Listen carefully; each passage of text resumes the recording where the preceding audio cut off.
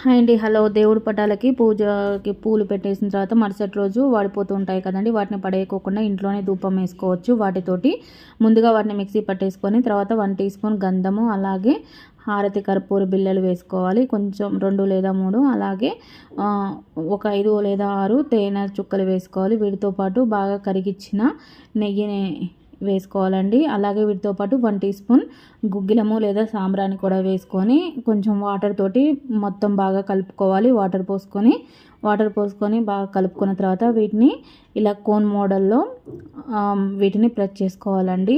Cone మోడల్లో అయినా చేసుకోవచ్చు, లేదా రౌండ్గా మనకి ధూప్ స్టిక్స్ ఉంటాయి కదా, రౌండ్గా కొంచెం అలా అయినా కూడా రెడీ చేసుకోవచ్చు. రెడీ చేసుకున్న తర్వాత వీటిని 3 లేదా 4 రోజుల పాటు ఎండలో బాగా ఎండబెట్టాలండి.